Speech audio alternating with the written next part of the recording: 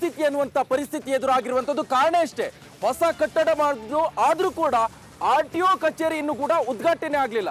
ಏನ್ ಕಾರಣ? ಹಾಗಾದ್ರೆ ಕರ್ನಾಟಕ ರಾಜ್ಯ ಸರ್ಕಾರಕ್ಕೆ ಆರ್ಥಿಕ ಪರಿಸ್ಥಿತಿ ಹೊರೆ ಆಯ್ತು ಅನ್ನುವಂಥ ಪ್ರಶ್ನೆ ಈಗ ಕಾಡ್ತಾ ಇರುವಂಥದ್ದು.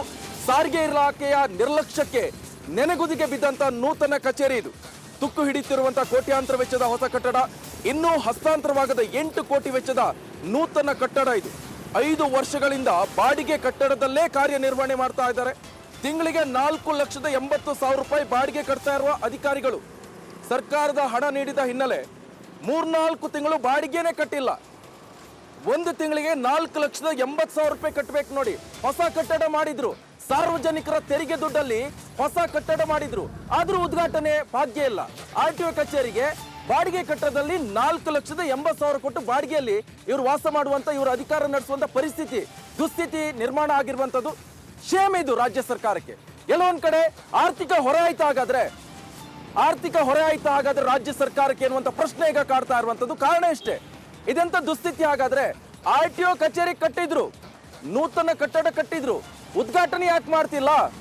ಹಳೆ ಕಟ್ಟಡದಲ್ಲೇ ಅಧಿಕಾರವನ್ನ ಮಾಡಬೇಕು, ಅಧಿಕಾರಿಗಳು ಕೆಲಸ ಮಾಡ್ಬೇಕಂತ ಹೇಳಿದ್ರೆ ಏನ್ ದುಸ್ಥಿತಿ ಅಂತ ಹೇಳಿದ್ರೆ ಇದೇ ನೋಡಿ, ಸರ್ಕಾರದ ಅವ್ಯವಸ್ಥೆ, ಅಧಿಕಾರಿಗಳ ನಿರ್ಲಕ್ಷ್ಯ.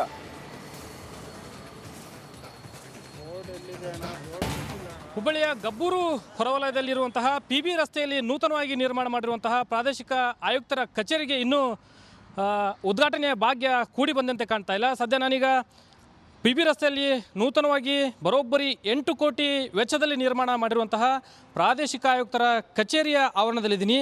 ಒಂದು ಕಡೆ ಕಳೆದ 5 ವರ್ಷಗಳಿಂದಲೂ ಸಹಿತ ಹಳೆಯ ಒಂದು ಪ್ರಾದೇಶಿಕ ಆಯುಕ್ತರ ಕಚೇರಿಯಲ್ಲಿ ಅಧಿಕಾರಿ ವರ್ಗ, ಸಿಬ್ಬಂದಿ ವರ್ಗ ಕಾರ್ಯನಿರ್ವಹಿಸುವಂತಹ ಪರಿಸ್ಥಿತಿ ನಿರ್ಮಾಣ ಆಗಿದೆ.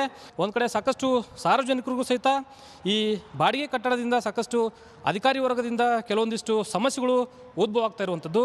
ಒಂದು ಕಡೆ ಸರ್ಕಾರ ಇರ್ಬೋದು, ಇಲಾಖೆ ಇರ್ಬೋದು, ಈ ಒಂದು ಪ್ರಾದೇಶಿಕ ಆಯುಕ್ತರ ನೂತನ ಕಚೇರಿ ಯಾಕೆ ಇನ್ನೂ ಉದ್ಘಾಟನೆಗೆ ಒಂದು ವಿಳಂಬ ನೀತಿಯನ್ನು ಅನುಸರಿಸ್ತಾ ಇದ್ದಾರೆ, ಅಧಿಕಾರಿ ವರ್ಗಕ್ಕೆ ಈ ಒಂದು ಕಟ್ಟಡವನ್ನು ಹಸ್ತಾಂತರ ಮಾಡುವಂಥ ನಿಟ್ಟಿನಲ್ಲಿ ಯಾಕೆ ಮೀನಾಮೇಷ ಎಣಿಸ್ತಾ ಇದ್ದಾರೆ ಅನ್ನೋದು ಸಾಕಷ್ಟು ಯಕ್ಷ ಪ್ರಶ್ನೆಯಾಗಿ ಕಾಡ್ತಾ ಇರುವಂಥದ್ದು. ಕ್ಯಾಮ್ರಾ ಪರ್ಸನ್ ವಿನಾಯಕ್ ಪೂಜಾರ್ ಜೊತೆ ಪ್ರಕಾಶ್ ಹಿರೇಮಠ, ರಿಪಬ್ಲಿಕ್ ಕನ್ನಡ, ಹುಬ್ಬಳ್ಳಿ.